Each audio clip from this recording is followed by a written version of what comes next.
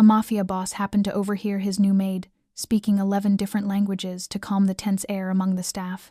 He thought she was a spy, but she was only a refugee who had survived war, quietly sending money to support an orphanage in a remote part of Texas. When his enemies targeted those children to blackmail him, Cameron Hale did not declare war. He erased his enemies so quietly that she never saw blood, only the children finally safe. Cameron Hale never believed in coincidence. In his world, everything happened for a reason.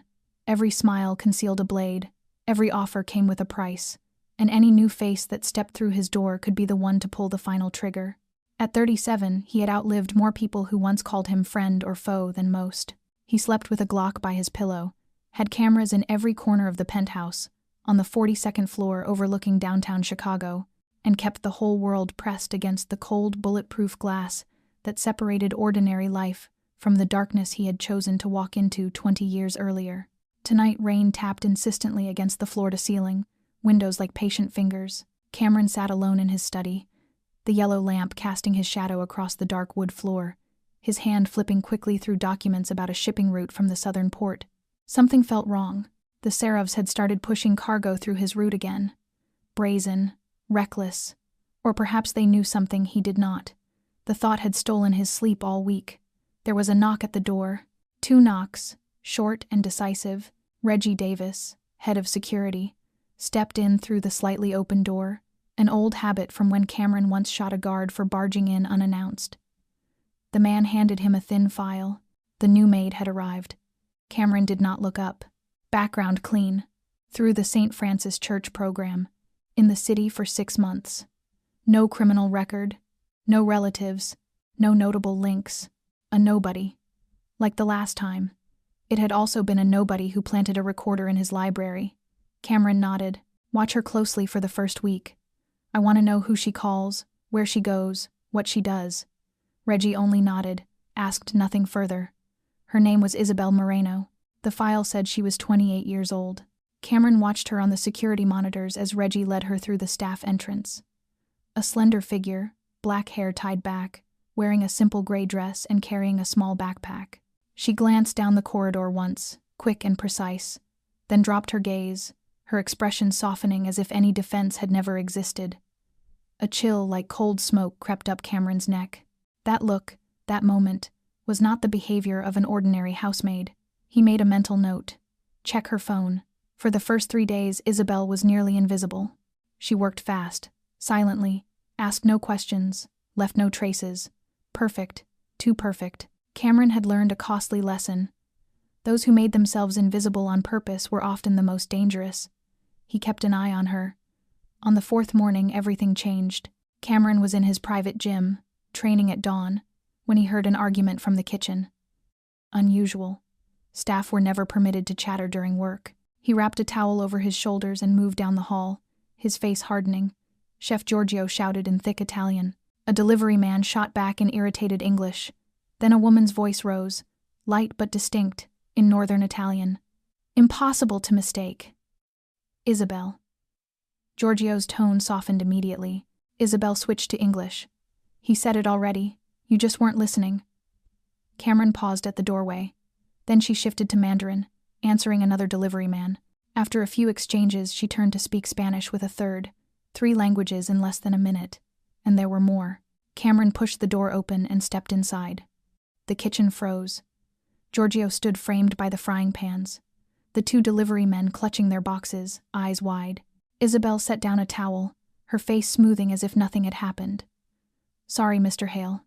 There was a misunderstanding about the delivery schedule. Cameron looked straight at her. How many languages did you just speak? Pardon? Don't play dumb. I just heard at least 3. Isabel was silent for a beat. 4, actually. How many more? For the first time he saw a flicker in her eyes. Hesitation, or calculation. A few, she said softly. How many is a few? She looked around, then at him. 11, Mr. Hale. The kitchen fell silent. No one learned 11 languages for pleasure. No one learned them out of curiosity. There were only 2 kinds of people who did that. Those who had to survive, or those trained to be spies. And Cameron Hale had never let either kind close to him without knowing exactly who they were. As the first folds of tension and mystery began to open between Cameron Hale and Isabel Moreno, if you feel drawn into every breath, every glance, and every layer of secrecy not yet named, take a second to subscribe to our channel, hit like, and share this video so we can bring you more gripping stories every day. Tell us where you are listening from, which city or country you're following this journey from. Every comment not only shows us how far the story has traveled, it becomes part of the world forming around Cameron and Isabel, and we look forward to reading your impressions below. Isabel did not flinch under Cameron's stare, nor did she blink as the whole kitchen focused on her, as if she had confessed to being an alien.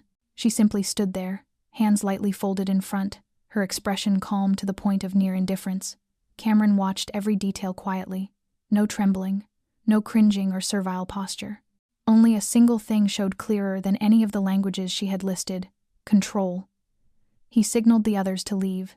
Giorgio awkwardly wiped his hands. The delivery men hurried their carts out of the kitchen, no one daring to breathe hard. When the door closed, Cameron moved slowly toward her, keeping a distance enough to observe but close enough for the air between them to feel heavy. 11 languages, he repeated, his voice lower, colder. The young woman nodded. Why? Isabel tipped her head slightly, as if weighing the honesty this moment allowed. Because I needed to, she replied. No one studies 11 languages just because they need to. She lifted her face and, for the first time, something like fatigue showed in her eyes. When you live in many countries, have no family, no papers, no one to protect you, you learn fast that language is the only tool that can keep you alive. Cameron narrowed his eyes.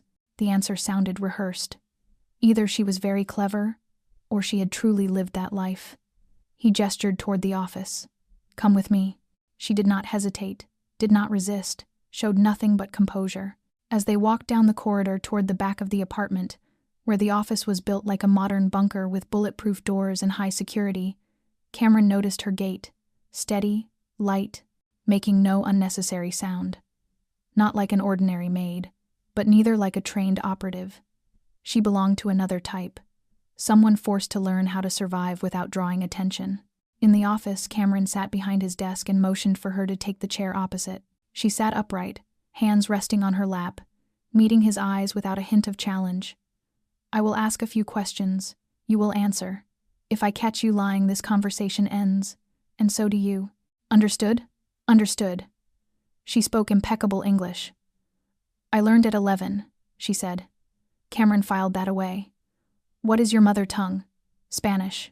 But I also speak Levantine Arabic, French, German, Italian, Russian, Mandarin, Portuguese, Hindi, Turkish, and a little Swahili. Nobody speaks Swahili for personal pleasure, Isabel added without denial. You can check my records. Cameron smiled thinly. I already am. What about your phone? I gave it up when I took the job. Cameron spun his chair to look at the surveillance monitor behind him. A frame sprang up. Orchard Haven Orphanage, in a small town on the West Texas border. He had just had someone audit her financial transactions over the past 6 months. Transfers every fortnight. Always on time. Always from the same account. Not much, but steady as blood to the heart. The orphanage had 23 children. Isabel did not appear surprised. Her eyes did not change, only a slight movement of her jaw, as if she tightened herself to keep her voice steady. They are all alone, she said. I am just trying to keep them alive. You do not have to do that. No, but I owe them, as someone once owed me. Cameron was silent for a few seconds. He disliked this feeling, the sense of not controlling the other, of not foreseeing the next move. But he hated more the idea of losing someone who could manage 3 Italian, Mandarin, and Spanish staff in an argument with language alone and quiet them back to work. You are not like the others who have entered my world, Isabel. You do not beg for favors. You do not ask for pity. I need neither. Cameron nodded slightly. Then from today, every word you hear, every language, every conversation you will record, send it to me directly. In exchange, that orphanage will receive 3 times the amount you are sending. Not as charity, as a contract. Isabel was silent for a long time, long enough to make an ordinary person confuse refusal with agreement. Finally, she said, I do not need your money. I only want to do my work and be left alone. In that moment, Cameron knew she was not the problem, but she would become one. Not in the way he had encountered problems before, but in the way that the closer he kept her, the less certain he became whether he was protecting an asset or beginning a new war with the last piece of his own humanity. As soon as Isabel stepped out of the office, and the door clicked shut behind her, Cameron pressed the intercom button to summon Reggie Davis. Within 2 minutes, the man appeared, standing silently in front of the desk, eyes fixed, waiting for orders. Cameron didn't speak right away. He turned his chair toward the window once more, the city submerged in early morning fog, streetlights casting pale amber halos over the wet pavement. Something was off, out of rhythm, outside any system of control he had ever built. A housemaid did not learn 11 languages to scrub floors and pour coffee. An orphaned woman did not send money to an orphanage with such unwavering consistency unless something in her past still held her tightly. And no one looked Cameron directly in the eye without a flicker of fear. But Isabel had done exactly that, as if she knew precisely where she was and understood perfectly that the man sitting across from her could kill someone without ever raising his voice. Cameron leaned forward, planting his elbows on the desk, his voice low and decisive. "Watch her. Phone, cameras, tracking. I want everything. Who she calls, what she writes, what she searches online. She may not be a spy, but I don't believe in coincidence." Reggie nodded, asking nothing. He knew when silence was required. Cameron leaned back and opened the digital file on his computer. Isabel Moreno. Born in El Paso, raised with no stable address, her records only becoming clear at age 15 when she entered the temporary foster care system. 14 placements in 12 years. No college, no degrees. Part-time work at community support centers, a few short-term contracts with nonprofit organizations, and then silence. A gap nearly 2 years long. No banking activity, no medical records, no credit, no residential registration. Nothing at all. Cameron frowned. He had seen this kind of void before. It wasn't a system error, it was deliberate erasure. And to do that, she would have needed someone to help her. Or she had been somewhere no one wanted documented. On the screen, a photograph from the St. Francis Church program appeared. Her hair tied low, no makeup, faint shadows under her eyes. She didn't try to make herself look prettier, but she didn't hide either. She existed in the blurred space between visible and invisible, between present and vanished. That troubled Cameron more than anything else. That evening, as Isabel left the laundry room to return to her small room behind the kitchen, Reggie slipped a tracking device onto the back of her phone. Another device went under the lining of her bag, where she kept her wallet, a small notebook, and a few personal items. She locked nothing. No encryption, no strange passwords. Everything was too clean, too smooth, as if someone wanted everything to appear ordinary, so ordinary it became suspicious. Within 24 hours, the tech team discovered she routinely accessed a private network through a VPN. She sent no messages, made no calls after work, but every night after 9, her phone connected briefly to an IP address in Mafia, Texas. After exactly 3 minutes, the connection ended. No data out, no data in. Just a touch of a fingertip on water that vanished instantly. Cameron sat in the control room, watching the monitors as the tech team reconstructed every thread of data. Every place she walked, every door she opened, every glance she gave, another person was captured and archived. But the strangest thing was this: she did nothing wrong. She didn't steal information, didn't search through documents, didn't eavesdrop, never lingered alone with anyone longer than necessary. She was, in every measurable way, the ideal housemaid, and that was exactly what unsettled Cameron the most. The more perfect someone appeared under surveillance, the more they had to hide. He leaned back in his chair, eyes never leaving Isabel's face on the screen, feeling as if he were staring at a still painting. Peaceful on the surface, but he knew without question that beneath that surface was a story he had never heard, and perhaps one he had never imagined. He didn't know whether she was someone's eyes and ears, or someone running from something far crueler than the world he commanded, but he knew one thing with absolute certainty. Either he kept her close, or he risked losing control of everything he held. And Cameron Hale never allowed himself to lose control. Cameron did not take long to decide. His patience was never meant for ambiguities, and Isabel was a glaring question mark sitting at the heart of a system he had controlled with absolute precision for years. On the 5th evening, he instructed Reggie to bring her to the small sitting room behind the second-floor library. No cameras, no recordings, just a round wooden table, 2 chairs, and a silence thick enough to cut with a knife. Isabel stepped inside, her expression calm, but unable to hide the thin thread of tension beneath the quiet mask she wore. Cameron was already waiting. In front of him lay a slim file, an untouched glass of whiskey, and a silver lighter turning steadily between his fingers. "You know why you're here, don't you?" he asked, without ceremony. Isabel nodded. "Then talk. What are you hiding?" She was not surprised, nor defensive, only a faint nod, as if she had been waiting for this moment for a long time, not because she feared being exposed, but because she was too tired to keep holding everything in. "I am not a spy," she began, her voice slow, every word shaped with a kind of deliberate clarity, neither excess nor deficiency. "But I have lived like someone who was always being hunted." Cameron did not interrupt. He leaned back, watching the smallest shifts in her voice, her eyes, the rise and fall of her breath. "I was born in El Paso, but I didn't grow up there. My mother died when I was young. My father was deported after being involved in an immigration case. I stayed with my grandmother, then was placed in the foster care system.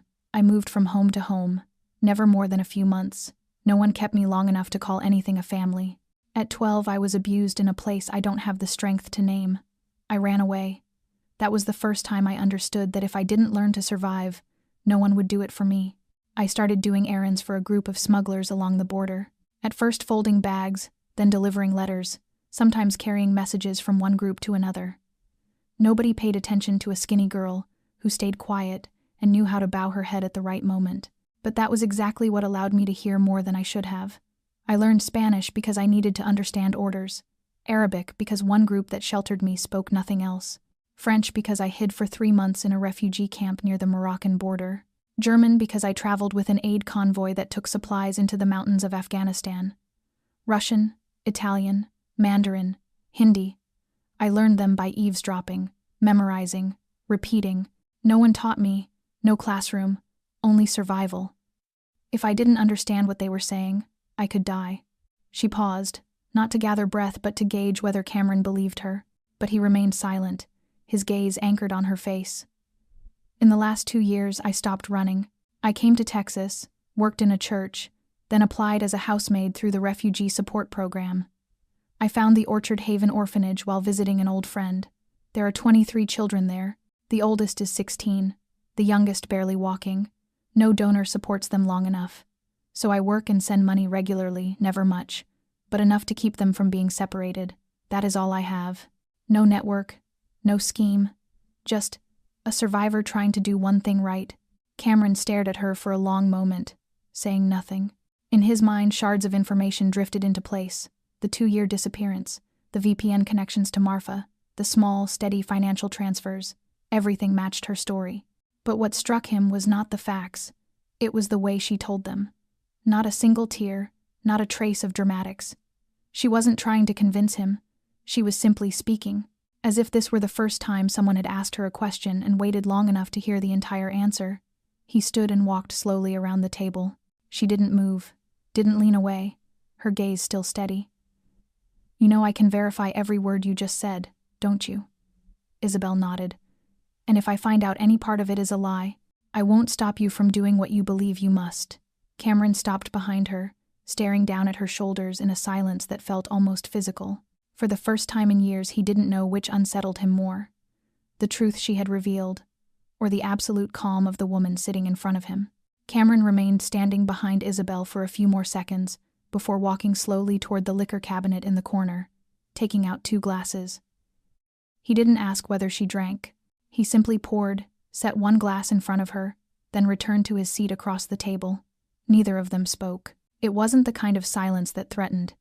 It was the kind that allowed everything just spoken to settle, seep, and root itself in the space between them. Finally, his voice broke through, deep but no longer sharpened by coldness. "Do you know how many people I've met who survived things worse than war?" Isabel held his gaze and shook her head. "Not many," Cameron said, "but enough to understand one thing. Surviving isn't the same as living. They keep breathing, but they rarely stay whole. You're different. You're still intact. You still know what you're doing, and you choose to do what's right. That's worth more than any background file I've ever read." Isabel did not react. No smile. No nod. She looked like someone who had heard similar words before but no longer believed in the weight they were supposed to carry. Cameron took a sip of whiskey, then leaned forward. "You have 2 options. 1. You keep doing the job you're doing now. Earn whatever the church program pays, Send a few $100s a week to that orphanage and hope it's enough to get them through the winter. And while you do that, live with the knowledge that anyone could find those children and use them as leverage, simply because you're connected to me. 2. I cover the entire operating cost of Orchard Haven for the next 3 years. Food, maintenance, security, medical care, education, everything. In return, you work for me, not just as a housemaid. You become the one who listens, observes, and holds what needs to be kept quiet. I don't need you to betray anyone. I don't need you to break laws. I need someone who understands how language works. Someone who can see what others miss simply by the way people speak, the words they choose, the silence between sentences. Isabel set her glass down, her eyes never leaving his. You want to buy my loyalty? Cameron shook his head. No, I want to give you a real choice. You've lived too many years without being allowed to choose anything for yourself. This is the first time. If you say no, you still keep your job here. No one touches you. No one approaches the orphanage. But if you say yes, you won't just be a housemaid. You'll be the first person in this house I trust, with something I've never given anyone else. Trust. The only thing I can't buy. Isabel didn't answer right away.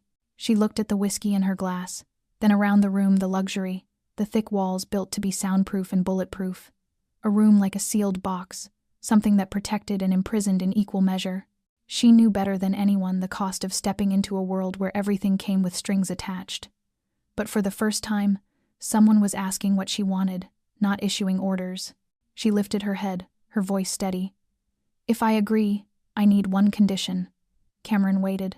The orphanage stays completely hidden. No one knows I'm connected to it. No names, no photos. No one from your system gets anywhere near those children. You help, but you disappear. You're only a ghost. Cameron let out a quiet laugh, one laced with approval. That's the smartest thing you've said since you walked in here. He raised his glass, touching it lightly to hers. Deal. Isabel lifted her glass but didn't drink, simply watching the amber liquid ripple like blood under the warm light. In that brief moment, she was no longer a housemaid, no longer merely a survivor. She was someone standing between two worlds, about to step onto a new path where choice was no longer a luxury but a burden worth its weight. And she knew that from this moment on, nothing in her life would ever be the same again. From the night of their conversation onward, Isabel was no longer the silent shadow gliding through the hallways as she had been before. She still wore the same simple gray uniform, still followed her minute-by-minute schedule with quiet precision, still spoke little, but something in the atmosphere of the mansion began to shift in ways even Cameron hadn't anticipated. It started in the kitchen.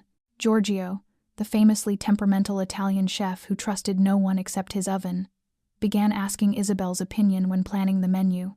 She never offered more than a few words suggesting seasonal ingredients or advising him on how to adjust flavor ratios to suit a special guest from the Middle East. The first time Giorgio nodded and followed her advice, the entire kitchen staff stared. By the third time, they were calling her La Piccola Regina, the Little Queen. Within 3 weeks, the housekeeping staff began to seek her out for guidance on removing stains from imported wool carpets, stains that even professional products failed to lift. Isabel didn't issue commands. She simply shared what she had learned in refugee camps, where there were no chemicals, no equipment, only hands and memory. And they listened, not because she demanded it, but because what she said worked. During the rare internal meetings among the security team, when Cameron was absent, Reggie started repeating things Isabel had mentioned. Never directly, never crediting her by name, but everyone understood. She never interfered with their work. She merely happened to mention how people from the Balkans often hid knives in their sleeves, or how a certain Russian phrase could be a signal for a shipment rather than a threat. She never tried to prove she knew more than anyone. She simply observed and spoke when asked. And that absence of pressure made her the quiet center of everything without ever stepping into the light. Cameron watched it all unfold through the internal monitoring system. He did not interfere. He issued no orders. He simply observed. And the more he watched, the more he noticed something unsettling. Since Isabel had become part of his system, everything ran smoother. Staff were less tense. Communication between departments became more fluid. Small mistakes that once infuriated him and resulted in instant dismissals, virtually vanished. Isabel hadn't changed the procedures. She had changed the people, not by exerting power, by being present. One evening, while Cameron was reviewing operational reports from 3 major cities, he He happened upon footage from the staff break room. Isabel sat reading a book while 3 guards argued animatedly about a soccer match. One of them turned and asked her which team would win. She lifted her head, didn't answer immediately, and instead asked what they thought. Once they gave their guesses, she simply smiled and said, softly, "If I had to bet, I'd choose the other team. Their coach grew up in slums like the ones I lived in. A man like that knows how to fight when there's no way out, and sometimes that's what decides the match." For a few seconds, the room fell silent. Then the guards nodded, as if she had just taught them something far more important than tactics on a field. Cameron switched off the monitor. He didn't smile, didn't speak, but the truth was clearer than any financial report lying on his desk. Isabel was doing something no one in his empire had ever managed to do. She wasn't creating power. She was making people offer theirs willingly. And Cameron knew better than anyone someone like that could become the most dangerous weapon in his hands, or the one person he would never fully control. At first, Cameron's bodyguards kept their distance from Isabel not because they looked down on her, but because they had been trained to trust no one outside the system. They knew better than anyone that this world had no room for naivete or pure kindness. And a woman who walked into a Mafia boss's home with eyes too calm and a mouth fluent in 11 languages was, by every definition, a variable impossible to control. But time had its own way of wearing down vigilance, especially when there was no clear reason to keep the walls up. Isabel never tried to befriend them. She didn't make jokes. She didn't force small talk. But every time someone complained about headaches from sleepless night shifts, she left a small pack of herbal tea with a tiny note that simply read, "Try this." Every time someone was injured during training, she appeared with an herbal patch and wrapped their bandages with the precision of someone who had once worked in a battlefield clinic. If asked, she only said, "I lived in places where medicine was a luxury, so I learned to use whatever I could find." It was that quiet, non-intrusive presence that began to chip away at their reserve. Isaiah, one of the oldest guards on the team and a former Marine, was the first to let down his guard. One night, when the mansion was silent after working hours, Isabel happened to see him sitting alone in the backyard, staring into the distance, his hand clenched around a small photograph. She didn't ask anything. She simply handed him a cup of hot cocoa and sat on the stone bench across from him without a word. They sat like that for more than 15 minutes until Isaiah finally spoke. "I didn't get there in time to save the boy. I was 10 minutes late." Isabel didn't ask who the boy was. She only murmured, "Those 10 minutes weren't your fault. The fault belongs to the one who created the war, and you survived. That's how you make it right." Isaiah nodded slowly. The next morning, he asked her to help him practice his French for an upcoming assignment in Montreal. Then came Malik, the youngest guard on the team, who had made no effort to hide his suspicion when she first appeared in internal briefings. One day, when he strained his shoulder from overtraining but refused to rest, Isabel said nothing. She simply placed a bottle of warming oil and a pouch of herbs in the drawer he used most. Malik didn't thank her, but 3 days later, he brought her a package of Turkish mint candies and muttered, "I heard you like these." Slowly, the men who lived by discipline and loyalty began to accept Isabel as one of their own, not the kind of member appointed by rank, but a natural extension of the team, like a piece of spine they hadn't realized they were missing. She didn't intrude on tactical meetings, but everyone understood that when they needed help reading language cues, deciphering messages, or interpreting an enemy's intentions from a gesture or tone, they would go to her. Cameron watched the shift from a distance, neither interfering nor questioning it. But in a private meeting with Reggie, he asked just one thing: "What do they say about her?" Reggie didn't hesitate. "They don't use her name. They call her the Silent One. She doesn't speak often, but when she does, they listen. Not because she commands them, but because they know she never says anything she isn't certain is true." Cameron was quiet for a long time after that. He understood better than anyone that trust was something that could not be forced or bought. It came only when people recognized in someone else a piece of themselves they thought had been lost forever. And Isabel, somehow, was making the hardest men in his entire system remember who they were before the world turned them into machines. Everything began with a small meeting in the basement of an old Italian restaurant on the west side of the city, a place that once served as the underground territory of the Serov family, before Cameron swallowed the whole district. 4 men sat around a round table, cigarette smoke hanging thick as fog, their voices lowered so far that the scrape of a chair across the floor sounded louder than their whispers. "He couldn't have known that quickly," one man said, his tone sharp with impatience. The gray-haired man in the worn leather jacket tapped a gold ring against the tabletop. He didn't know. Someone is translating for him. No one answered at first. Another man finally muttered, Cameron has never kept a translator close. He doesn't trust anyone enough for that. He said it himself. He used to, the first man replied, curling his lip. Things are different now. Every report shows his communication system is running twice as fast as before, responding in 4 languages, some of which no one in his core group even speaks. Once, he reacted before the message was translated. Someone is helping him. Someone quiet. Someone smart enough not to leave traces. That was what infuriated Seraph the most. The invisible presence of someone translating the entire world in a way that let Cameron see the next move before they even lifted a foot. In 6 weeks, 5 of Seraph's transactions in Little Odessa had been ruined because Cameron's men arrived first. A shipment from Poland was intercepted, even though the schedule was encrypted. A meeting between the Serbian crew and the Colombian delegates collapsed at the last minute because word had leaked. All of it shared one thing in common. Information had been exposed, yet no audio was captured, no signal intercepted, no listening device recovered. It was as if Cameron had invisible eyes and ears, no technology, no breach, just someone who listened, understood, and struck back. A living linguistic satellite, existing right inside his home.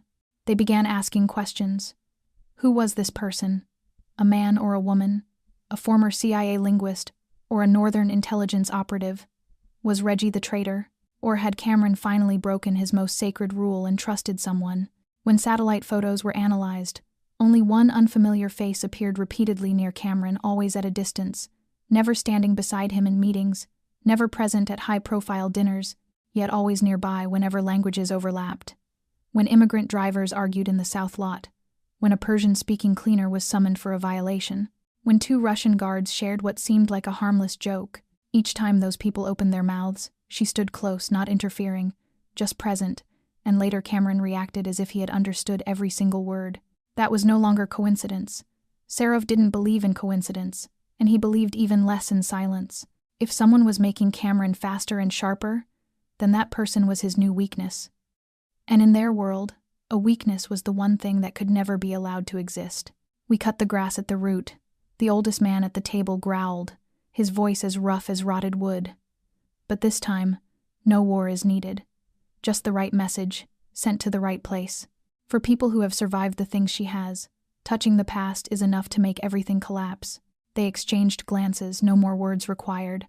An unspoken order settled into the room. The girl didn't need to die. She only needed to tremble. And if she truly meant something to Cameron, he would be forced to choose. Blood or loyalty, a life or silence. And no matter what he chose, they would already be one step ahead. This time, using a language he would never predict. A language of invisible threats. A language Isabel understood better than anyone. A language she believed she had escaped long ago. The call came at 3:12 in the morning, the exact hour Isabel was usually awake, sitting alone in the small room behind the kitchen, flipping through her notes from the day and updating the language report for Cameron. She rarely received phone calls, and certainly not at this hour. The screen showed an unfamiliar number, no area code, just a blank string of digits, as if the system itself refused to acknowledge the caller's existence. She hesitated for a second, then answered. There was no greeting, no background noise, only silence. And then a man's voice, not loud but as cold as a blade drawn in the dark. Isabel Moreno. You can speak all those languages, but do you understand the sound of fear? She didn't respond. Her fingers tightened around the phone, but her breathing stayed steady. The voice continued, this time in Spanish, her first language, spoken slowly, the way a paring knife glides over skin. We don't need you. We only need the children. One of them went out yesterday, didn't he? Wearing a red jacket. His name is Milo. Next time you stand beside him, we'll take the boy first. She shot to her feet, the chair crashing backward without her noticing. Her other hand was already reaching for the drawer, where she kept the small gun Reggie had given her 2 weeks earlier, along with a cold warning when he handed her the new internal access keys. In case you ever need to protect yourself before anyone gets there. You can run, but don't forget survivors like you are the easiest ones to predict. You love them, don't you? You think they're your escape, but love is what makes you weak, and Cameron Hale can't protect you forever. You know that better than anyone. The line went dead. Not with the click of someone hanging up, but with a sudden void, as if the sound had been cut out of the world. Isabel stood frozen for several seconds, her heart pounding hard in her chest, not out of fear for herself, but because every name in the threat was real. Milo was one of the 3 children she had saved from traffickers along the southern border. The boy who liked to draw, who loved trucks, who always asked if she would ever come back. He wrote her letters every month, telling stories about the orphanage, drawing rooms with windows that looked out over pine trees. He believed she was the reason the home would never be sold. And now someone had found him. Isabel moved quickly to the window, pulling the curtain aside just enough to look out. The night was still. The security cameras showed nothing alarming. Everything seemed perfectly calm. But she knew that in this world, real threats weren't gunshots or footsteps. They were words chosen carefully, spoken in the right language, at the right moment, meant to lodge themselves deep under the ribs. She closed the curtain and leaned her forehead against the glass. In her mind, the voice kept repeating, "We don't need you, just the children." Each word cut like a blade. She had survived war, refugee camps, hunger, the cold silence of nights when no one spoke her name twice. But she had never felt fear quite like this, because this time, they weren't after her life. They were after the children she had promised to protect. Isabel sat on the edge of her bed, opened her phone, erased the call record, then opened the internal reporting app. She stared at the icon that would send the message directly to Cameron, her finger hovering but not touching. She knew that if she reported it now, there would be consequences, maybe an order to eliminate someone, maybe a purge. But she also knew that one wrong move could turn Milo and the others into sacrificial pieces. She set the phone down, her hands clenched tightly, and drew a long breath, forcing calm into her bones. She needed time. Just a little. Time to understand who they were, what they wanted, and how far she could stop them before blood spilled. Cameron was a man of war. But she was tired of the price war always demanded. The next day, Isabel moved through the mansion as though nothing had happened. Yet every motion felt heavier, every step dragging behind it, the weight of memories she could not explain. She still made Giorgio's coffee at exactly 7:45. She still checked the auxiliary camera logs in the security room. She still nodded to Isaiah in the second-floor hallway. But inside, she was counting down. Every hour that passed was another hour Milo might be watched. Every word she kept to herself was another chance to save those children slipping away. And every time she tried to force herself to walk upstairs and tell Cameron, something inside her held her back, whispering that if he knew, everything would spiral beyond her control. She had seen Cameron angry. Not loud, not destructive, just a silence colder than steel, an order given with his eyes. And afterward, people simply disappeared, leaving no trace. She knew that if he discovered who threatened her, that person would never get the chance to threaten anyone again. But silence came with a price: blood, suppression, a fury that could swallow the very things she was trying to protect. Isabel sat in the laundry room, her hands still folding towels while her mind ran hundreds of scenarios. She once believed she was strong enough to endure anything, but now, for the first time in years, she felt trapped between 2 worlds with no exit. If she kept silent, she might buy herself time, trace the call, even warn the orphanage through a middleman without revealing herself. But if she was wrong, if Milo disappeared, if even one child was harmed because she hesitated, then every promise she had ever made would turn into a lie. Every time she imagined climbing the stairs, knocking on Cameron's office door, and telling him everything, another image blocked her path. The look in Milo's eyes when he hugged her for the last time and said he'd behave if she promised to come back. The children trusted her because they had never had anyone else to trust. And that trust was the one thing she could not betray. During dinner, she avoided Reggie's eyes, didn't sit near Malik, kept herself at a careful distance as if everyone around her could read her thoughts. When Cameron entered the room, everyone rose, as always, but Isabel moved a heartbeat too late. He didn't comment, or at least, he didn't show that he noticed, but his gaze lingered on her longer than usual, and Isabel felt her pulse skip. He knew something was wrong, but he hadn't asked, and she hadn't spoken. That night in her room, long after the house had quieted, Isabel opened her laptop and began typing a command string to trace the source of the anonymous call. The internal VPN blocked it instantly, flagging a potential data leak. She tried again, this time through an old security gateway she once used in an African refugee camp, where satellite signals had to pass through 3 layers of manual encryption. It took almost an hour, but she traced the initial signal. No identifiable device, but the origin was an abandoned building in Buffalo, 3 hours from the orphanage. She saved the coordinates, closed the laptop, her hands trembling. She could go there, alone, see who was behind this. But only if Cameron didn't notice her leaving in the middle of the night. Only if no one followed her the way she once followed others. Only if the children stayed safe long enough for her to return. Each assumption felt like stepping across thin ice. And beneath that ice lay the one thing she feared most: helplessness. Isabel looked at her phone, the internal call icon for Cameron still sitting there, silent. She hadn't pressed it. Not because she didn't trust him, but because, for the first time in her life, she didn't know whether telling the truth would protect what she loved or ignite a storm she would never be able to control. She didn't sleep. All night, Isabel sat by the window cracked open, the cold wind slipping through the gap in the curtain, filling the small room with the metallic chill and silence of a decision not yet formed. Near dawn, when the first pale light smeared itself across the roofs of distant high-rises, she rose, walked to the bathroom to wash her face, tied her hair neatly at the nape of her neck, changed into the white shirt she usually wore for internal technical briefings, and stepped out into the hallway, her shoes making no sound on the cold stone floor. Cameron's office lay on the 3rd floor, at the end of the curved corridor, its windows facing the river. Light still glowed beneath the door. She knew he hadn't slept. He rarely did before sunrise, especially on nights when reports from overseas arrived late. She knocked 3 times, firm, clean, without hesitation. A second later, his voice came through, low and alert. "Come in." Isabel entered and closed the door behind her. Cameron stood by the bar, pouring a glass of whiskey, not turning around. The scent of aged oak drifted through the room, mingling with the faint trace of an unlit cigarette. She said nothing. She simply waited. He turned at last, his gaze touching hers for only a moment long enough to know the night had not been a quiet one. She sat down in the chair before his desk, the first time she had ever done so without being asked. Cameron took the seat across from her, set his glass on the table, arms folding slowly. "You come to me at 5 in the morning, he said, meaning this is serious enough not to wait for a meeting. Isabel nodded. Her voice didn't shake, but something in her eyes made him lean forward slightly. "Tell me." She told him everything, every detail, every word from the call. How the voice shifted languages. Milo's name, the warning about the red jacket, the coordinates she had traced from the signal.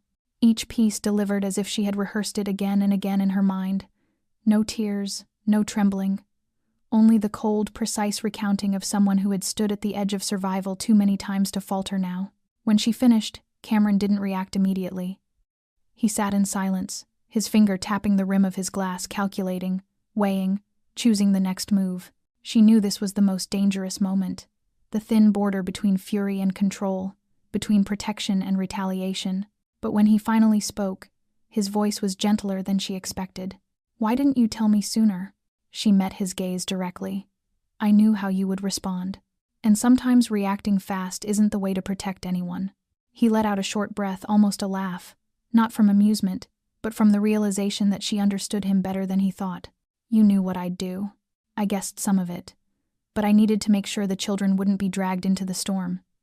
If I told you earlier, you might have tried to put out the fire by burning down the whole forest." Cameron went still. After a long moment, he picked up his phone and sent a brief message. She didn't ask to whom.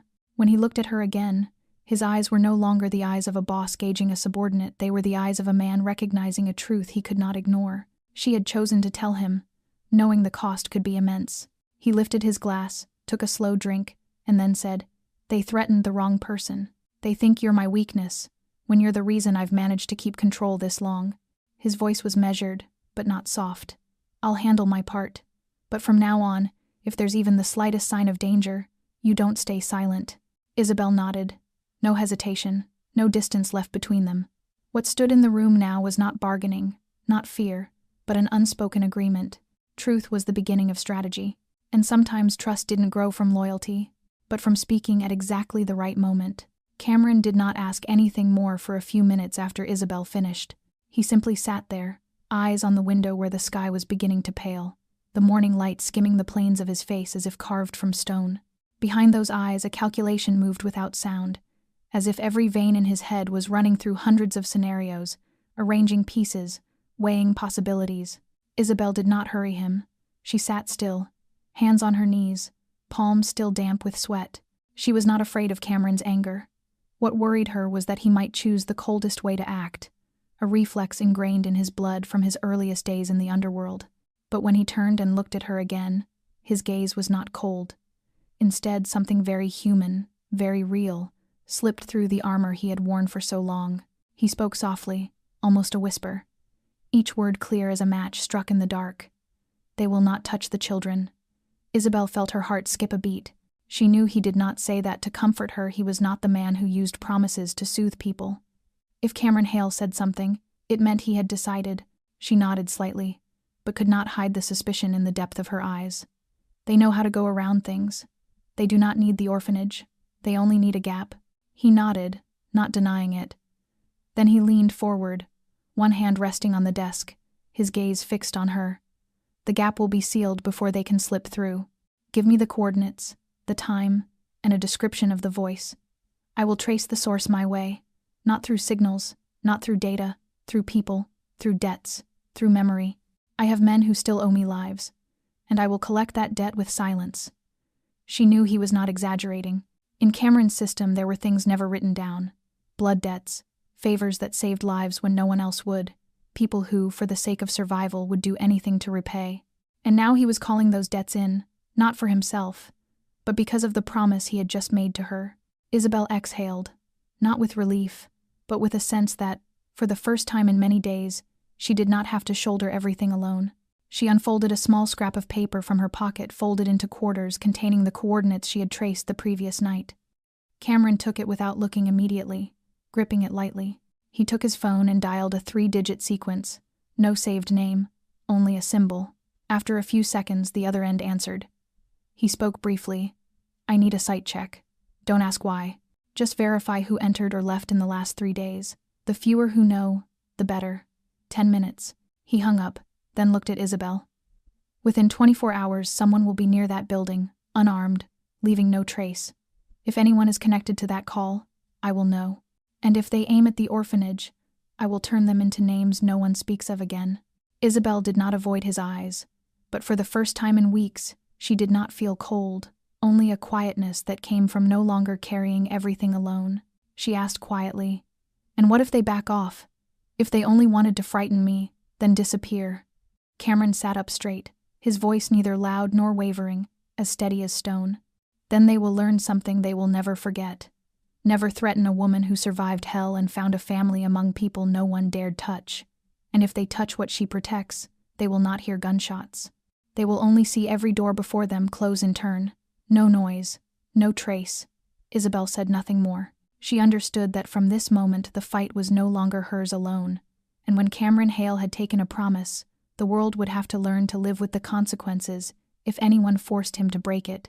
18 minutes after Isabel provided the coordinates, one of Cameron's debtors sent back 3 photographs accompanied by a short message encrypted in a dialect known only to 4 people within the network. The abandoned building was, in fact, a temporary handoff point for the Serov crew, used to swap electronic devices outside customs inspection, but in the past 3 days, someone not on the usual staff list had arrived there precisely during the window Isabel received the call. He'd used a rental car with fake plates, fitted a GPS scrambling device, and left less than 12 minutes after entering. Cameron magnified the man's image and held it up to Isabel. She studied it for a few seconds and nodded. The voice was his. Cameron did not curse or roar. He handed the image to Reggie with a single instruction. "Start tightening the circle. No approach, just surveillance. Don't let him vanish." At the same time, Cameron called Isaiah and ordered a list of everyone who had left the network 2 years earlier, but still kept clandestine ties to enemy cells. Within 3 hours, 19 names lay on his desk, each with a brief dossier, an address, loyalty level, and known weakness. Isabel skimmed, added margin notes, small but surgical. This one's father lived in Bulgaria, might use Romani to hide messages. That one worked at a pawn shop and prefers visual signals to words. Cameron listened, nodded, and told IT to build a parallel database, a tracker of lexical usage across all internal channels, not filtered by name, but by tone. Any phrase with a menacing shade would trigger an alert. Any odd linguistic pattern would be analyzed by an algorithm Isabel designed from reading thousands of humanitarian reports, where a single misplaced word could keep medicine from reaching the right place. Malik and 2 other guards were tasked to pose as delivery and repair men near the abandoned building. Unarmed, each wearing a tiny collar camera feeding directly to a temporary observation post in the mansion's basement. Isabel monitored signal maps. She read thermal fluctuations like others read a weather report. Everything moved like a security drill, no loud orders, no running, but the whole house functioned as a silent engine, each link turning under the hand of a commander who needed not to shout to be obeyed. Cameron did not ask whether Isabel was afraid. She no longer named that fear. Between them was an understanding beyond vigilance. 2 people doing what needed to be done. Not for revenge, but because no other choice remained if they wished to keep what they cherished. By mid-afternoon, when surveillance was fully in place, Isabel sat in the secondary control room, eyes glued to screens, headphones pulling in signals from 4 directions, fingers sliding over the keyboard to tune voice frequencies.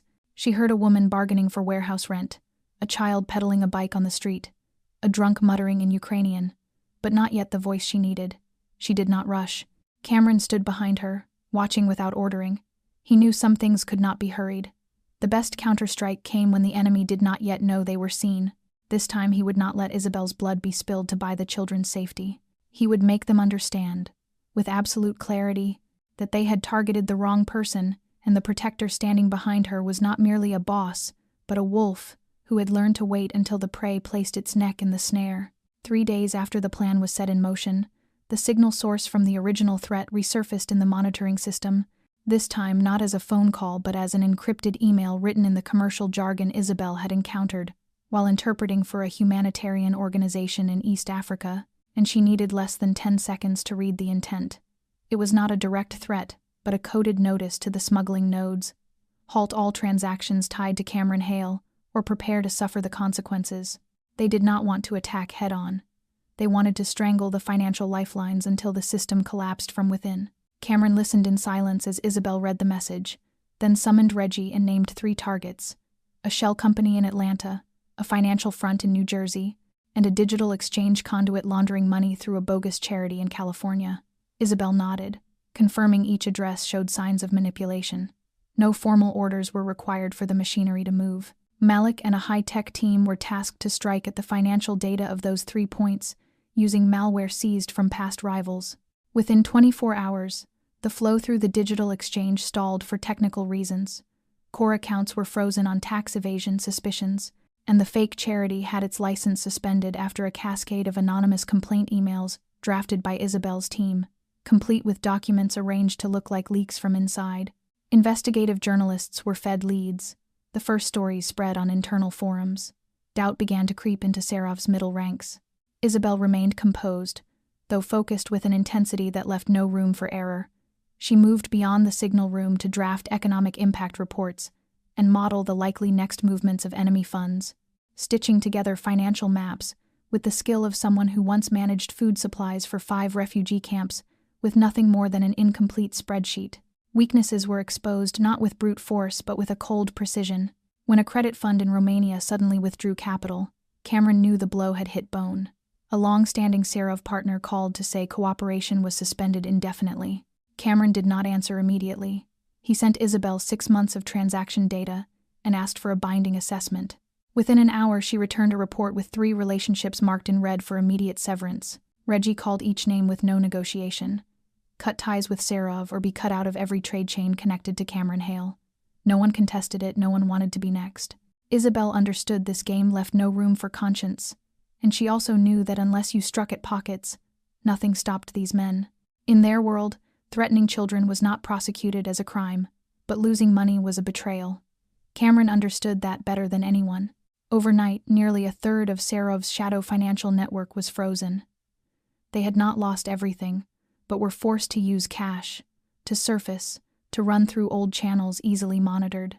Isolation began at the wallet, and Isabel, the woman once seen as a weakness, now held the rope around the enemy's neck without a drop of blood shed.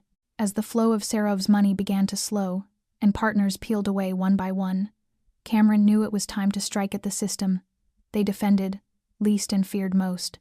The law, but not by hiring lawyers or filing suits. By using the one game criminals dread.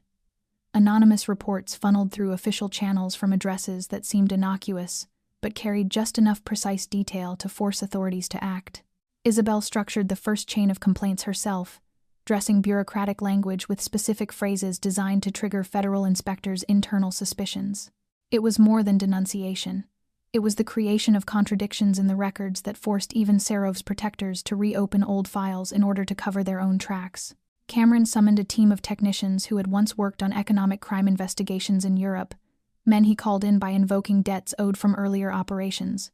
They asked no questions, took the files, analyzed, and returned a map of weaknesses in the tax filings, business licenses, and bogus charities Serov used to launder proceeds. Within a fortnight, more than 5 dossiers were filed across 3 states with staggered timestamps, as if coming from different sources, each detailed enough not to be dismissed, small enough not to read as orchestrated. Isabel coordinated tightly with Reggie to ensure none of the data could be traced back to them, using intermittent routing, foreign servers, and language-based encryption modeled on the phrasing of internal reports in government agencies. That familiarity kept the complaints from being tossed and elevated them quickly to preliminary investigations. From there, small offices in the 3 states began calling the charities, demanding paperwork, lists of donors, staff rosters, records of donations. The initial calls seemed routine, but in the underworld, any governmental touch could shake the confidence of minor nodes, and that was exactly what Isabel needed. When one of the intermediary money movers in Arizona was summoned by tax inspectors, he panicked and severed ties with 3 Eastern contacts, causing 2 weapons shipments to go unclaimed. Cameron needed no order. His underground system immediately harvested the information, traced the routes, and seized the consignments overnight without firing a shot. Isabel tracked each investigative response, updating the moment a company was suspended, an account frozen, a headquarters relocated to avoid deeper scrutiny. She did not celebrate. Every small victory was a silent step in a long war where no one could rest. But she knew she was breaking the spine of a serpent once thought untouchable, and all of it began with words, reports written, terms chosen with surgical care so that no one would suspect the author was a woman who had survived by pretending mute in a refugee camp at 12. Cameron watched her work without interference. He knew she was wielding the very weapon that had once forced both of them into silence, now used to leave the enemy without any words of defense. When a key Serov figure lost a business license in Texas on money laundering suspicions, the links below him began to wobble, and once that wobble spread wide enough, the system would collapse not by bullets, but by truth. A truth written by the hand of someone who had never been allowed to speak. The collapse began quietly, like a smoldering fire beneath floorboards, no smoke, no flame, only the gradual disappearance of the links Serov had once believed untouchable. First it was Merrick, the runner from the southern border who had controlled more than 10 unofficial transport lines. He simply failed to turn up for a scheduled pickup. 3 days later, his car was found abandoned in a Texas lot, no cameras, no blood, no evidence. People assumed he'd been arrested, but there was no report, no detention record, no federal hold. He hadn't been arrested. He had simply vanished. The next week it was Natalia, who ran the bogus charity on the East Coast. She went silent during a business trip to Philadelphia. Her office was sealed for financial inspection, but Natalia herself never appeared for questioning. Her phone was off, her email unanswered, her apartment was ransacked, yet there were no signs of a struggle, as if she had unwound herself from the world and slipped into an underground place no one could touch. Serov began to suspect, but he did not know whom to suspect. Nothing followed the usual logic of violence, no break-ins, no assassinations, no blood, only the most important nodes sliding out of the machine like gears hollowed out, leaving gaps that made every movement awkward and errant. Serov's internal meetings filled with tension. Everyone eyed one another warily. They started planting watchers on each other, but that only made the network more tangled. The more they monitored, the less they could understand who was attacking. There were no declarations, no electronic traces, no one claiming responsibility. An invisible ghost was strangling them layer by layer. Isabel understood that this silence was victory. She did not need to see the faces of the disappeared. She only needed to know that each morning they woke in fear, unsure whose turn would come next. Cameron kept his pace, revealing no change in schedule. He still met partners, still held meetings everyone assumed were about upcoming shipments, which in truth were only camouflage. Reggie was reassigned to rework the security grid, upgrading communications channels with untraceable devices, some of which Isabel monitored with bespoke encryption. Everything moved like a wordless score. In the dark, a war was being waged that only one side knew it was winning. When one of Serov's main reserve depots outside Denver was discovered completely empty, just hours after its power had been cut, nobody could explain what happened. No explosions, no alarms, yet the entire stockpile of weapons, cash, and forged documents had vanished without a trace. Isabel tracked the information on satellite maps and saw the convoy routes shift. GPS pings fall out of their old axes. Each tiny alteration confirmed that the plan was proceeding as intended. They did not know by whom they were being hit, and that was what weakened them hour by hour, for no enemy is more dangerous than the one you cannot name. Nothing causes an empire to crumble faster than doubt spreading from the inside out. Isabel did not need to win with bullets. She only needed them to lose the ability to trust one another, and then they would self-destruct. When no one remained to steer, the ship would finally drift into waters it had once thought safe. The message arrived in the morning while Isabel was sitting in the corner of the surveillance room, her hand wrapped around a cup of coffee gone cold, her eyes still fixed on the screen tracking the flow of data. It was only a short line of text, simply encoded in the symbols that only she and one other person had ever used back in the refugee camp all those years ago. The wind has changed direction. The little seeds remain safe in the soil.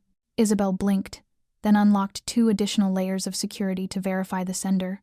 It was Hannah, the only close friend she had left from that time, the one now directly overseeing the orphanage at the Texas-Ace border. No one else knew how to write that way, and no one else knew that the phrase, "the little seeds," was how they used to talk about the children. Her hand tightened around the cup, then slowly loosened. For a brief moment, everything around her seemed to slow. The electronic chirps, the clacking of keyboards, the sound of doors opening and closing, all faded into the distance until only one truth remained in her mind. The children were safe. No strangers had come near. No suspicious vehicle had stopped by the gate. Daily routines continued as usual. The little ones still went to school, still ate their meals, still received their medical checkups on schedule. And most importantly, no unfamiliar eyes had appeared anywhere in the area. Isabel sat still for a long time after finishing the message, not because she doubted it, but because the suddenness of relief was so sharp she didn't quite know how to hold it. For weeks, every movement, every decision, every report she sent out had circled around a single fear, that one day, the war being waged here would reach across the world and lay its hand on that place. That because of the men she had crossed, the children would have to run again, would lose the fragile sense of safety they had only just begun to learn. She stood, left the room, and walked straight downstairs to the first floor, where Cameron was in the garden behind the house, holding pruning shears as if nothing on earth were burning. He looked up when he saw her, not asking a question, just watching. She held out her phone, opened the message, and handed it to him. He read it, then gave a small nod. Everything in his expression remained as steady as it had been the first time he gave Reggie an order, but Isabel caught something soften at the corner of his eyes, just barely, like a weight being quietly lifted. He handed the phone back without a word, but Isabel spoke. "Thank you." Only 2 words, without adornment, without explanation. Cameron didn't answer, simply turned back to his pruning. But Isabel knew that without him, without the system he had built like an invisible fortress, without the trust he had given her through all these weeks, the line she had read might have contained a very different truth, and what told her she had chosen the right person to tell everything to was not his strength, but the way he protected what mattered to others as if it were his own. In the afternoon, she returned to her workspace, opened the full map of the region around the orphanage, checked the satellite feeds again, scanned for any unusual signals. Nothing. The wind truly had changed, and for the first time in many years, she allowed herself to believe that perhaps, just perhaps, she had carried those little seeds through the longest winter of their lives. They no longer needed to run, no longer needed to pretend to be mute or deaf, no longer needed to glance at the door every time a vehicle stopped nearby. She switched off the screen, looked out the window, and for the first time, she smiled. Not much, just a faint crease at the corner of her mouth. But it was real, and it was enough to know that if one day she had to do everything all over again, she would still choose this path. She would still place her faith in that man, and would still be willing to trade everything to protect that small patch of sky the children could finally call home. The plane touched down on the red, dusty ground near the western border of Texas on a cloudless morning, sunlight pouring over the old tin roofs and the barbed wire fences that had once marked the boundary of the days when Isabel had to clench her hands to keep them from trembling. But this time, as she stepped out, She no longer bowed her head or quickened her pace like someone fleeing from shadows. She walked with steady steps, her eyes sweeping across the familiar, worn landscape with an entirely different gaze. The orphanage that rose before her no longer resembled the place she had once left behind, with a heart aching from helplessness. The buildings had been repainted a soft cream, the windows fitted with new safety screens, and the gates were no longer rotting wood but solid metal reinforced from the inside out. Isabel passed through the main gate and stopped when she saw the small sign fixed to the post beside it, plain and unadorned, holding only a simple line of text, "The home of those who survived." Her chest tightened, not from pain, but from realizing that her existence had left a mark on a place where she once believed she was only a shadow. From afar, the children burst out the moment the engine finally went quiet. The smallest ran first, curls messy, sandals mismatched, shouting in the native language Isabel had known by heart since she was 7. She knelt to gather the small arms that wrapped around her neck, and one by one the others came, each with a name, a laugh, a pair of eyes she had carried in her memory through all the years apart. She sank onto the dusty ground, letting her clothes stain, holding them all close, unable to stop the quiet tears that came for the first time in peace. Hannah stepped out from the main building, her face thinner than before but her eyes still as sharp as ever. The two women looked at each other, spoke no words, only clasped hands tightly, the clasp of two survivors who had witnessed more than most people would ever believe. Isabel stood and walked around the camp, her steps falling into the old habit of checking every corner. But this time, instead of weaknesses, she saw changes she had never imagined possible. Cameras tucked discreetly into shaded spots, not obvious enough to frighten the children, but placed to watch every entrance. She recognized the model instantly, because Cameron had handed her the catalog during a brief meeting, asking only one question: how protected do you need the children to be? Two unfamiliar men stood in a corner of the yard, dressed like locals, unarmed, but observing every movement with trained precision. Isabel didn't need to ask. She knew who they were, part of the silent protective network Cameron had placed behind her, shadows ensuring no threat would approach without being seen long before it arrived. When she stepped into the kitchen, the smell of food caught in her throat. There was no longer the thin porridge or meals made of little more than rice and salt. On the table were full plates with vegetables and meat, slices of fruit, and a small refrigerator humming softly in the corner, powered by a newly installed solar system. Hannah smiled when she saw Isabel frozen in place. "Everything has changed," she whispered, "but what you left behind is still here. The children still say your name, like a true story told in the dark." Isabel looked around. There were no ghosts, no midnight cries, no terrified stares when someone knocked on the door. The children played outside with an old but carefully mended ball. They didn't notice the cameras, didn't fear the adults. They laughed, truly laughed. She knew she couldn't stay forever. The road ahead was long, with more work to do, more enemies lurking somewhere in the underworld. But for now, here, in the place that had once been her deepest wound, lay a land no longer stained by blood. Isabel turned away from the playground and caught sight of a child sitting under a tree, drawing. She knelt, and the child lifted a picture, messy lines but clear enough. A woman standing beside a man, with children smiling behind them. Isabel asked softly who they were. The child answered, "It's you, and the man with the deep voice, the one you talk about." She had no idea when the child had overheard her, but in that moment she understood. Even without standing beside her, Cameron was here, in every safe step the children could run, in every camera quietly watching the shadows, and in the innocent drawing of a child who had never known protection until the day it finally became real. When Isabel returned to Chicago, autumn was nearing its end, and the leaves along the lakefront had turned amber, falling sparsely across the stone path leading to the estate. She stepped out of the familiar black car carrying only a small bag, not much in her hands, yet inside her she held something entirely different from the weight she carried the last time she left. What lived in her now was no longer the heaviness of fear but something closer to peace, to gratitude, and to the feeling she had tried so hard to bury during the months spent beside Cameron. He was standing on the porch, dressed in a dark sweater, his gaze fixed on the lake the way it always was. Still that stance, still those eyes that pretended not to care yet missed nothing. When he saw her, he didn't speak. He simply inclined his head slightly. Isabel stepped up the stairs and stood beside him, neither rushing nor needing to explain anything. They both understood exactly where they stood in the quiet tide of their own story. She handed him a photograph printed from an old machine, an image of a group of children standing before the orphanage sign, with two men in the background, arms crossed, eyes sharp with vigilance, and every child grinning brightly. Cameron held the photo for a long moment. He didn't praise anything, didn't say a word about what had been done, but Isabel saw the faint tightening of his hand at the edge of the paper, as if that small motion was the only thing keeping him from letting something deeper slip through. He gave the photo back without needing to keep it. She took it, remained silent for a breath, then began to speak. "You know, I once thought I would never say this, because in your world every promise weighs like blood, but today, I don't want to hold it back anymore." She turned fully toward him, her eyes steady, unflinching. "If one day you walk away from all of this, if you choose another path, one untouched by blood, by secrets, by power, or these silent wars, I will still choose to follow. I don't need your protection. I don't need a promise. I just need to know that somewhere out there, you still exist as part of the place I call home." Cameron didn't answer immediately. He looked at her for a long time, his gray-blue eyes holding a depth she had never reached before. Then he spoke, softly yet with each word clear as breath against the cold air. "You know, for so many years, I never allowed myself to imagine someone standing beside me without wanting something.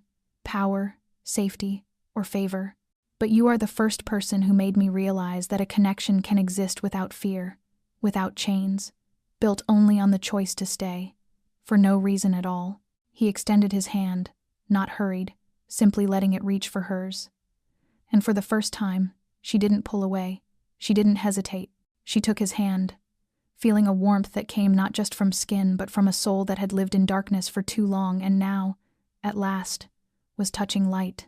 The wind off the lake brushed by, lifting strands of her hair so that they grazed his cheek. She smiled, not out of joy alone, but because she knew that in that moment something had been acknowledged between them, without either of them needing to name it. It wasn't a rushed love. It wasn't fleeting passion. It was something quiet, grown from every moment spent side by side, from each act of trust given without being asked for, from every silence the other could still understand. As the sun dipped behind the line of trees, Isabel remained there, hand in hand with the man who had once been the embodiment of fear to so many. Now, to her, he was the first person who made her feel safe without having to run. And in that glowing golden dusk, no one spoke the word love, yet everything was as clear as if it had always been there from the beginning, simply waiting for the right moment to be quietly recognized. 6 months later, on an old street corner in the southwest side of Chicago, a small yet lively community center opened its doors without the presence of journalists or any grand announcement banners.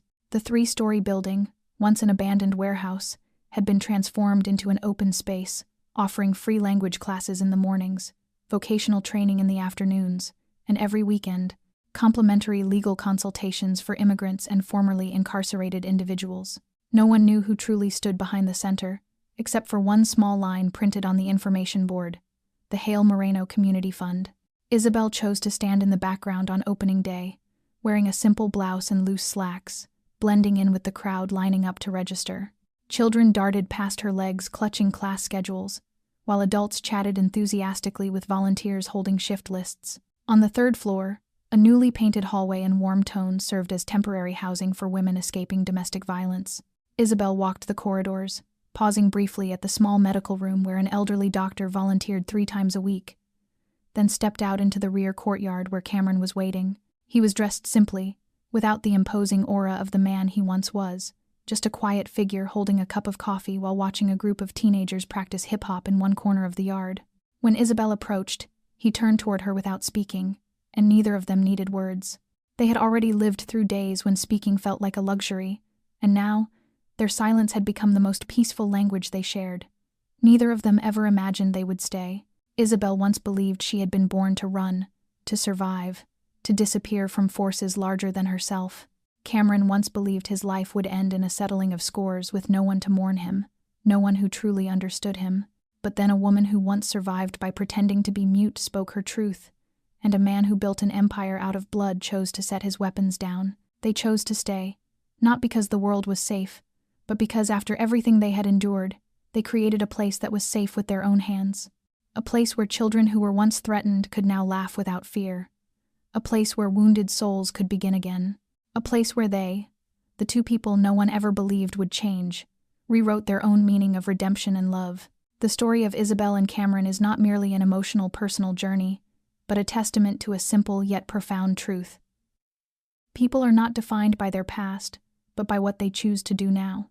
And sometimes, the most meaningful act is not saving the whole world, but protecting a small group of vulnerable lives from the very suffering you once endured. If this story has touched something within you, please subscribe to our channel, click like, and share it to help spread these human, heartfelt, and inspiring stories to others. What are your thoughts on the journey of Isabel and Cameron? Have you ever witnessed or experienced a moment that made you believe people can truly change? We sincerely look forward to reading your reflections in the comments below. Your story might be the light someone lost in the dark is waiting to find. Thank you for staying with us until the end of the video. We wish you good health, a peaceful life, and the joy of discovering at least one small good thing to smile about each day. Goodbye, and we'll see you in the next video.